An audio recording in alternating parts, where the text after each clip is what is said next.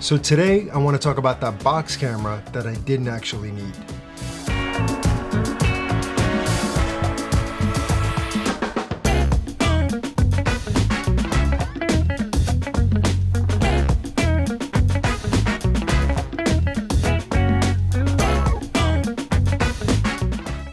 So humor aside, realistically, I love the form factor of a box camera. One, it makes it lighter, puts everything together in one place as opposed to using a ton of components to make it work. I got really excited when Caleb Pike from Video DSLR Shooter created the Cineback, and I wanted to give it a go and see if it's worthwhile. Now, it's not perfect, but it does add value when you're using this camera and you want to kind of kit it up and not have to break it apart every single time. The one thing about it that I love is that it truly feels like a built-up cinema camera. It's not shaky, it's not loose, and it's got everything you need to kind of get started and build it up the way that you want. So without further ado, let's just get into it and I'll show you what it's all about. So in its basic shape, it's pretty nice, really small. And again, once you start rigging things up, it makes me laugh when people think that these cameras stay so small, and they actually get really, really big. But this is a nice solution to keep everything kind of tidy and neat. I like my cables a certain way because I change the layout of my camera so many times that it doesn't bother me if the cables are hanging, as long as they're not, grabbing on my fingers or my hand moves them. I'm pretty much okay with that. So your basic build comes with the actual, cage or box itself.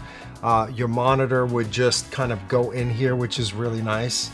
And that gives it that illusion of this kind of cinematic camera. Now, what I want to do is show you where, it goes to the next level. So the thing is, if you look at the back, now this is where it's really important. So you've got all your inputs here that you can power a monitor, power a follow focus if it needs that power, or anything else that goes along with it. Now I have my own kind of dovetail base plate that I can move around. I do that with all my cameras, and these are all parts that I've had on prior cameras as well. The one caveat about this is I was using a Condor blue cage. What I ordered didn't really fit the Condor blue cage, so I kind of retrofitted and made it fit. But if you're using the small rig cage and it's on the website, which particular cage you should use, you should be good to go. So this is it without the battery. Now, if you use a specific kind of smaller battery, let's see what that kind of starts bringing the size a little bit more. This is with a stock kind of Sony lens. This is the 24-70. Let's see what this looks like all rigged out with a matte box and a cine lens. Now I use PL lenses because I have other cameras and I like to keep it PL just so I can use these lenses across the board. This is from DZO Film, and this is the PL to E mount adapter. So this is the E to or PL to E mount adapter. So now that we're in focus, you can see how kind of long this is. Now, coming from an Ursa, which, everybody used to call like the, bazooka or whatever. This is what happens when you rig cameras up. They get longer, they get bigger, and it is what it is. So this would be an ideal situation. If you notice on the bottom, I can have like a manual, traditional follow focus that I can put on here, or I can go with more of the wireless follow focus, which is PD movie follow focus. I have the LiDAR version and then just kind of the manual version. For this, I'm using the manual and I can use the LiDAR. I'm using it on my Ursa right now. So let me pop this on. Doesn't use any power, so I'm still left with additional power if needed, if I wanted a second monitor or a transmitter or what have you. And I'll talk about that in a second. So right now I can actually just use this to control my focus, or I can have this remote somewhere else. Now, the whole point of this setup is if I'm away from the camera, I want to have a transmitter.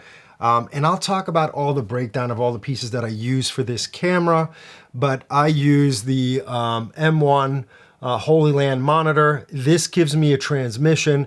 I'm gonna set that up and show you what that looks like, and that's powered through the battery. Now, you might be asking yourself, well, how do you power the camera? Now, you could use a dummy battery. I'm not a big fan of using the dummy battery. I have a ton of these batteries and they last fairly long, the Sony batteries. So what I do is I'm actually charging this when the camera is down, it charges. So we're running it, stopping, and then this actually goes straight into camera, and you'll see like a light come on. The other thing that I love about this is that there's a power on-off switch, so it doesn't drain your battery, which is really nice. And that's a really huge plus compared to other things that you've done before. I think Caleb really thought this through, and really put something good together here. This is the M1 Mars. What I like about it, it's one monitor. I don't need a transmitter and a monitor. Lots more cables and power, just the monitor itself. And you can see what's going on here. We're filming, this is the lights, but you can see that now I have a complete setup ready for production, powered up, and in this nice little kind of cage that gets everything kind of put together nice and neat. Again, I'll put the links below for any of the parts that I have here. I really enjoy working with this setup. It does feel like a cohesive unit. The actual price for the Cineback alone is going to be $329. And I think it's well worth it because I've spent so much on components trying to do this, and it's just been a hot mess. So again, Caleb, great job putting this together. And I think it looks really, really nice all together, and it does exactly what I needed to do. So if you want to step up and get this thing to be production ready and have one unit, it's great. Whether you're using cinema lenses or want to keep this body style really light, you can get away with that as well. Shooting handheld with this compared to shooting with my Ursa is night and day, because this is easily 6 pounds less than what it is on my Ursa altogether. So again, this is for the FX3 or the FX30. It's the Cineback. It's $329. You can get it right on the link that I'll add below. I don't make money on it. I'm just a big fan of Caleb Pike, and I think he did a great job kind of putting this together and kind of listening to the community and figuring out a way to make this happen. So this is a great addition for the FX3 or the FX30 if you want to use this as a production camera and have it ready, which I think is really the best choice out there at the moment. Again, is it worthwhile? Yes. Is it perfect? It's not perfect, but it does a much better job than anything that I've used, and I tinker with a ton of components and try to make this work before, and I think he did a great job. So do I think it's worthwhile? Absolutely. I'm sure he'll work on something and there's going to be versions of these or whatever, but I think it's worthwhile for the money.